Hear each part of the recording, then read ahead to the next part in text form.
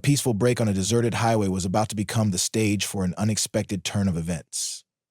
When Jack Thompson, a former Marine with years of combat experience, stopped for a cup of coffee, he had no idea he was about to face a completely different kind of battle.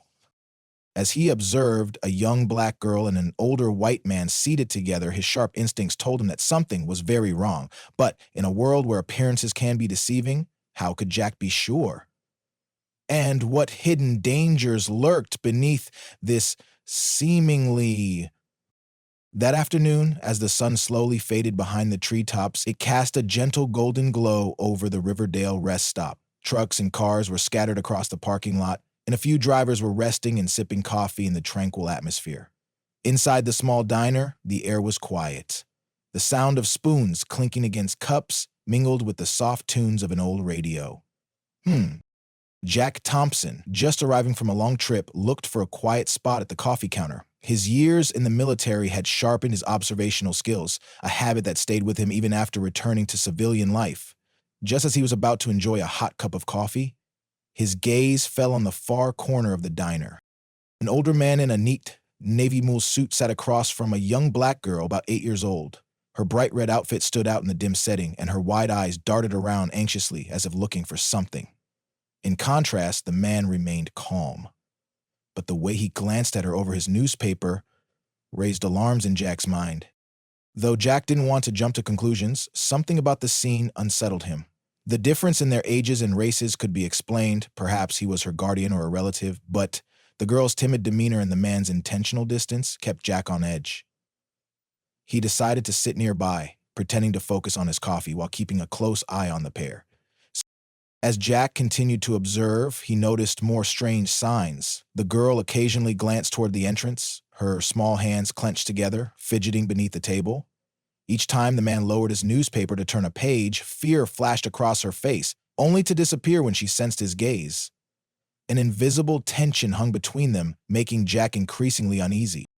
Jack told himself he might be overreacting. This was just a roadside stop, a place where strangers cross paths. But then, in a fleeting moment, the girl's eyes met Jack's. In that split second, he saw it. Deep, overwhelming fear. The instincts of a soldier kicked in immediately. Jack knew that sometimes vague feelings were warnings of something serious.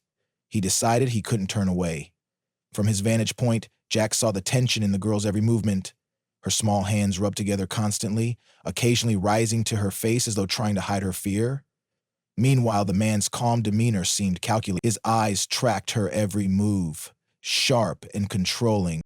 Jack's unease grew. Memories of situations where appearances masked harsh realities resurfaced. The difference in age, appearance, and demeanor between the two made him suspicious. Were they related? And if not, why were they together on this deserted stretch of road? As Jack wondered what to do next, the girl's eyes unexpectedly met his again. This time her gaze lingered, a silent plea for help written across her face. A shiver ran down Jack's spine. He realized his suspicions might not be unfounded. The girl wasn't simply shy or tired, something was wrong. But he couldn't act on a feeling alone. He needed more information. Jack moved closer to the counter, pretending to grab another cup of coffee while staying within earshot of the pair. From this new position, he noticed the man's impatience. He kept glancing at his watch and tapping the table lightly. Meanwhile, the girl grew increasingly tense. Each time the man lowered his newspaper, she seemed to shrink into herself, her small frame hunched over, her hands trembling. Conflicting emotions tormented Jack. Part of him wanted to believe it was a misunderstanding, but another part reminded him that if this was truly dangerous, doing nothing could lead to regret. Then Jack saw it, a small, peculiar gesture from the girl. She raised her hand briefly, fingers spread wide and tilted outward, almost like a signal. It was so subtle that if he hadn't been paying close attention, he might have missed it. Jack's mind raced. Could this be a distress signal? The gesture triggered memories of military hand signals used in dangerous situations where words weren't safe. Jack thought quickly. Was she asking for help without daring to speak? Questions swirled in his mind, but one thing became clear. He couldn't ignore this. He took out his phone, pretending to check messages while discreetly snapping photos of the scene. As Jack continued to observe, the girl's fear became more evident. Her small hands clutched the edge of the tablecloth, her face pale as she tried to hold herself together. Jack's instincts told him he couldn't wait any longer. Taking a deep breath, Jack dialed 911. His voice was calm but firm as he reported, "I'm at the Riverdale rest stop about 5 miles off the highway. There's a young black girl, about 8 years old, sitting with an older white man in a navy suit. Something isn't right. I believe she might be in danger." The dispatcher listened intently and assured Jack that officers were on their way. He was advised to stay safe and avoid direct confrontation unless absolutely necessary. Jack agreed but knew that every passing moment increased the risk of the man leaving with the girl. Positioning himself near the entrance, Jack monitored the pair closely. The man's calm facade was slipping. He tapped his fingers nervously and glanced toward the exit. The girl, meanwhile, seemed to withdraw even more, her fear unmistakable. Finally, the sound of police sirens echoed in the distance, growing louder as they approached. The man's demeanor changed instantly. He folded his newspaper and whispered something to the girl, causing her to tense up visibly. Before he could make a move, the diner door swung open and 2 police officers entered. One officer approached Jack, who quickly explained the situation. The other moved toward the man and the girl, asking calm but firm questions. When the girl whispered, "I don't want to go with him.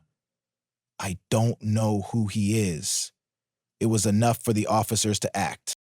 The man protested, claiming to be her guardian, but his inability to provide any documentation raised suspicions. As the officers escorted him out in handcuffs, Jack felt a wave of relief. The girl was safe. The lead officer approached Jack, thanking him for his quick actions. "You likely saved her life," he said. Jack nodded, his gaze fixed on the girl as she was comforted by another officer. Though fear lingered in her eyes, there was also a glimmer of hope.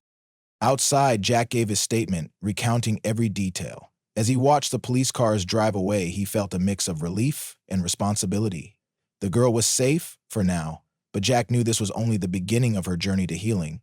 For him, it was a reminder of the power of listening to one's instincts and the courage it takes to act when something feels wrong.